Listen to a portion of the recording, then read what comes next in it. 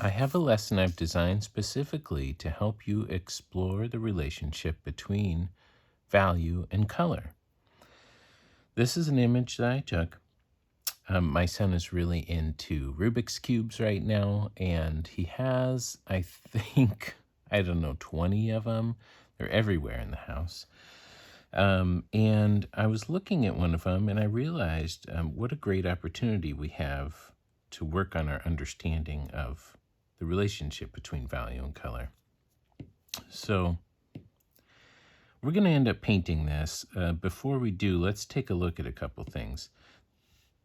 This, I wanted to show you, is very interesting.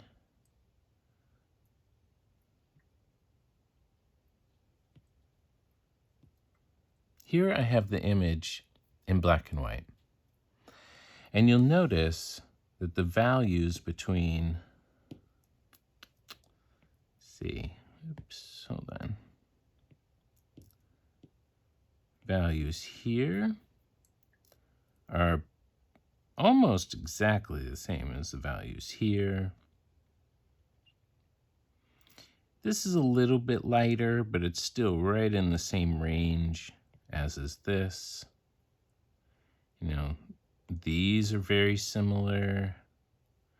And then I've got this value and this value that are very similar.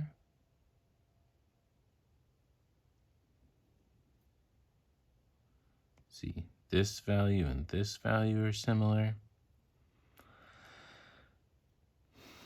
So let's take a look at that colorful image again.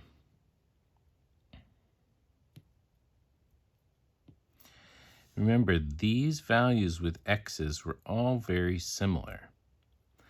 But the hue is green, red. This is a very dark orange. This is another green. Over here, this that we said was about the same value as this blue is actually red, but it's in shadow.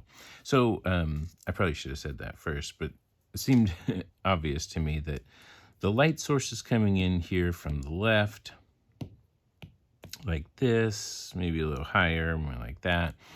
And it's casting the shadow in this direction. So we've got direct light on the front of our cube and kind of medium light here on the top of the cube. This side is in the shadow, is in shaded, and then our cast shadow comes out from here. So that's why we end up with these really interesting differences. Clear. I want to point out that this, on the cube, this orange is the same as this orange. When we go to paint them, we cannot use the same orange because the light is different. This red on the cube is the same as this red, which is also the same as this red. Again, all three reds appear to be different, not only in value, but a little bit in hue as well. And that has a lot to do with what's around the objects, what color the light is that's shining on it. That's not as important right now. We just want to explore this idea that a color, the orange is just such a great example. How different a color can appear to be when it's at its fullest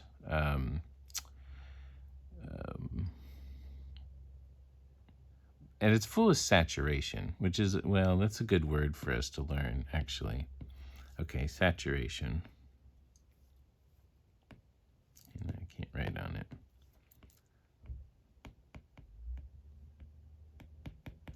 Saturation is what we call a color when it is at its most vibrant. It's fully saturated. You come up with any kind of metaphor you want. A sponge that's full of water or something, it's full. It's very, you can't say bright because bright relates to value. It's It's its own word. It's saturated. It's intense. And an unsaturated color is going to be more gray, more brown, something like that. So this orange that we were looking at, this is so much, it's less saturated than this orange. The same is true of that red that we were looking at. The greens are less saturated. Look at the yellow, the relationship between those yellows. I mean, that looks like a totally different color than that. And it's really about saturation. So I'm going to show you some of the ways that we can change saturation, we can change values, and how all of those work together, and how surprising some of these colors are in real life. You know, just as an exercise, I want to pull some of these colors out. I think that's going to be really interesting.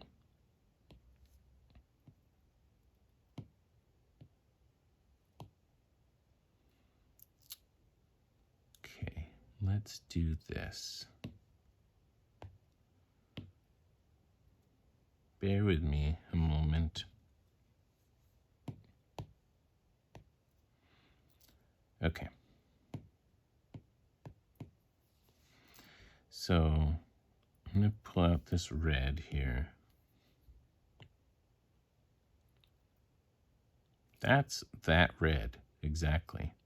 Isn't that interesting? This red, the exact same red, I'll do it again. That exact red, it looks so bright and saturated here in this photo. But look at it against the white of this background. It doesn't look that bright or saturated, does it? Colors really, our perception of colors is everything. I mean, it's all about the relationship between color and value and what's around it.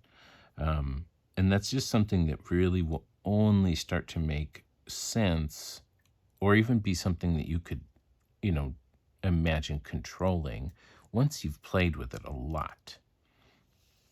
Okay, so let's see. This is the white. Let's see what that looks like. Look at that. That looks like a light gray against this pure white. But in this photo, I mean, that looks like white, right? It's even kind of a warm white. Let's look at what the white is in the shadow. Wow, look at that. It's like a dark gray. Okay, now let's compare our yellows. That yellow compared to the yellow in shadow. Oh my gosh, look at that. Fascinating. You see those colors really well. Okay, let's try green. And now our green in shadow. Wow, so much darker. And my favorite, let's look at this orange. Now the orange here looks incredibly vibrant.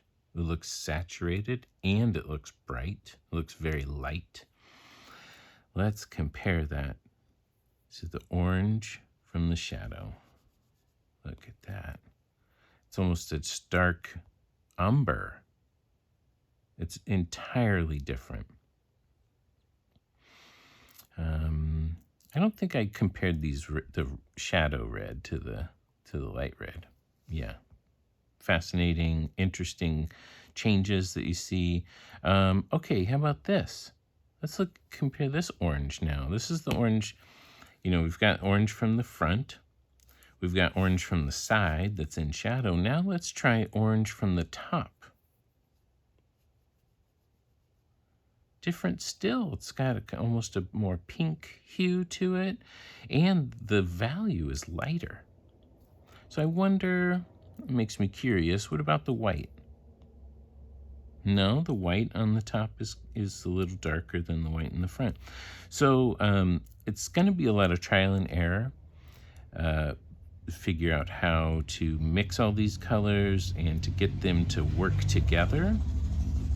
I think part of what's helping us see these differences a little bit more clearly is the black almost outlines that you get from the way the Rubik's Cube is built. Okay, let's try to paint this. Great, let's do it.